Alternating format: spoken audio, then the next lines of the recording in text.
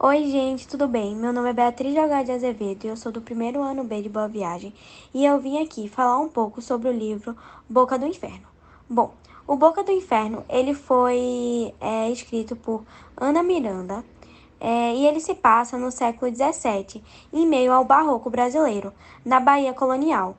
E ele começa quando um assassinato é, acontece numa cidade que era considerada um paraíso, era calma e tranquila, e esse assassinato acontece. E ele revolta toda a cidade, grande parte da população, no caso, os poderosos, né, dessa população, eles ficam possessos com esse assassinato e eles começam a perseguir e começa a tentativa de busca para achar quem foi o causador desse assassinato. Esse livro ele foi escrito durante o governo tirânico do militar Antônio de Souza de Menezes, que foi apelidado como Braço de Prata, por usar uma peça de prata no lugar do braço perdido em uma batalha naval. Esse livro tem 326 páginas e ele foi incluído na lista de um dos 100 maiores romances de língua portuguesa do século XX. Essa lista foi feita pelo jornal O Globo e ele também ganhou o prêmio Jabuti em 1990. Esse livro ele traz um pouco de tudo: política, religiosidade, cidadania, e ele é conduzido principalmente pelos personagens Gregório de Matos e Padre Antônio Vieira, que são personagens importantíssimos que carregam boa parte dessa trama. Oi, gente, meu nome é Ana Clara e eu vou contar um pouquinho mais do livro Boca do Inferno. Ele foi escrito por Ana Miranda, como Bia disse, e é um romance histórico, né, de um episódio real da Bahia do século XVII. Enfim, gente, já adiantando para vocês, é um livro que existe uma diversidade muito grande de opiniões quanto a ele, porque é um livro que apresenta muitos significados, muito detalhe profundo, sabe? Que não é na primeira leitura que você vai conseguir identificar, que você vai conseguir ver todos os detalhes. Então, é preciso ter mais leituras para conseguir, de alguma forma, entender o que Ana Miranda queria escrever ali. Uma das principais características desse livro é que ele é um livro que ele é muito envolvente. Ele envolve muitas pessoas, não só as principais, como Gregório de Matos, Padre Vieira, Braço de Prata, então ele envolve muita gente. E outra característica muito importante dele, que abre muitas discussões, é sobre sua característica de ser intrigoso, por ele ter muitas intrigas, por ele ter muitas ações. Bom, o livro reconta o ápice do conflito entre duas facções políticas, as mais poderosas do Brasil colônia do século XVII. Uma era liderada pelo governo geral do Estado do Brasil, que era Antônio de Souza Menezes, também conhecido como Braço de Prata, que é uma figura muito polêmica, né, porque muitas pessoas não gostavam dele, e secretário de Estado da Guerra, que era liderado por Bernardo Vieira, que era irmão do padre Antônio Vieira. E aí, gente, acontece um assassinato do alcaide-nor Francisco Telle de Menezes, e que ele era prefeito, mas que também era chefe da polícia militar. E esse assassinato, gente, realmente aconteceu. Ele morreu, né, por partidários de Bernardo de Vieira. E aí, gente, outra característica também desse livro é que ocorre o início de uma retaliação do Braço de Prata. E outra coisa, gente, que é muito importante dizer é que Padre Antônio Vieira e Gregório de Matos, eles não foram bem os protagonistas dessa história ali tão instigante. Nessa época, existia uma grande família de muita riqueza e de grande importância na época do Brasil colônia. A família Rascavo. A família Rascavo tinha um de seus integrantes como Bernardo Rascavo, que participou do atentado ao alcaide, irmão do general Braço de Prata. Após o atentado, os criminosos foram perseguidos. Alguns conseguiram fugir, mas outros foram presos, e entre eles, Bernardo Rascavo, que foi preso. Vale ressaltar que nesse livro, a autora faz questão de não ter lados. Ela mostra cada um de seus personagens como vítimas e cabe a nós para julgar quem está certo e quem está errado, depende da nossa imaginação.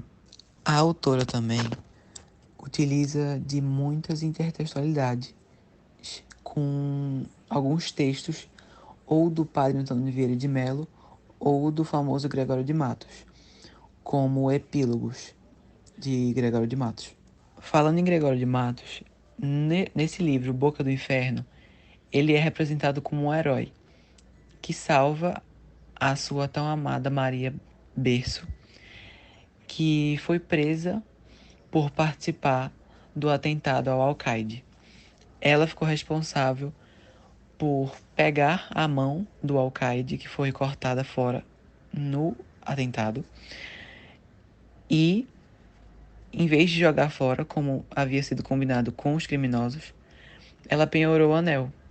Penhorou o anel. E ela foi descoberta. Assim foi presa. E nesse ritmo, Gregório de Matos foi salvando ela ao decorrer do livro. E no final conseguiu salvar sua grande amada.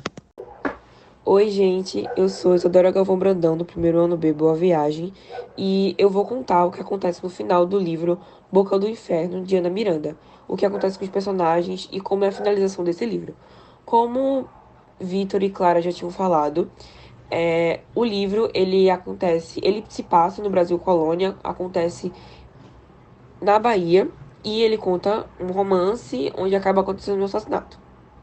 Então vamos lá. Braço de Prata, ele vai para Portugal e quem assume a Bahia é Marquês de Minas.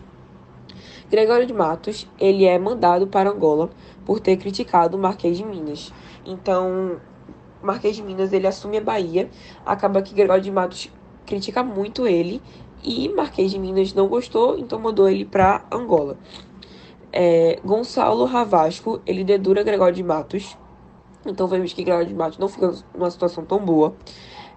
Maria Berço, ela descobre que seu marido tinha uma fortuna escondida e ela, inteligente, fica com a fortuna, fica rica e vai para Portugal. Padre Vieira, ele continua fazendo seus poemas pelo resto da sua vida, como sempre, até a sua morte. E uma coisa importante nesse livro, não sei se alguém percebeu, é que Ana Miranda, ela coloca o narrador em terceira pessoa onisciente. Ou seja, por isso que vemos um narrador que sabe de tudo, um narrador que conta tudo, que descobre tudo. Ele sabe tudo e com detalhes. Ou seja, nós não sabemos quem ele é, mas ele sabe de tudo. E é isso que acontece no fim do livro Boca do Inferno, de Ana Miranda. É muito interessante o que vimos até agora, não é? Mas chegou o momento de entendermos por que essa obra é indicada pelo SSA. Você sabe por quê? Vem cá, eu vou te contar. Boca do Inferno traz consigo personagens muito renomados do barroco brasileiro, como, por exemplo, o padre Antônio Vieira e Gregório de Matos. Estes são personagens que fazem parte da obra e que têm um peso muito grande nas questões do SSA. Aliás, barroco é um dos assuntos que mais caem no SSA de literatura. Por isso é sempre bom ficar atento a livros que contêm esse tipo de conteúdo e ainda mais as indicações do SSA, como por exemplo essa obra Boca do Inferno. Além disso, a obra retrata o ápice do conflito entre duas facções políticas mais poderosas do Brasil colônia, no final do século XVII. O leitor tem que analisar muito bem o que os personagens fazem e pensam, porque nesse livro ninguém é um herói. Outra coisa que se deve pontuar é a composição de diálogos baseada na intertextualidade. Existem sermões de Vieira e poemas de Gregório de Matos, em momentos em que eles estão dialogando com outros personagens ou até quando estão pensando. Então é muito interessante poder, com o estudo do barroco, como eu havia dito anteriormente, fazer essas ligações. Boca do Inferno não é apenas o livro sobre as intrigas na Bahia do século XVII. Boca do Inferno é um livro publicado em 1989. E 1989 é o ano das eleições diretas no Brasil por pós-ditadura militar. É a data da comemoração de 1 ano da Constituição de 88. O passado que o livro conversou com os leitores é o passado na ditadura militar. Fala sobre o Brasil nos anos de chumbo, faz assim essa referência ao que de fato aconteceu no Brasil, só que com os personagens que o livro traz. Esse conjunto de detalhes faz com que a UPE tenha selecionado a obra Boca do Inferno como leitura para o SSA. Fica aí a dica, se você ainda não leu, aproveite e faz essa leitura, que eu aposto que depois dessa videoaula você fará com outros olhos.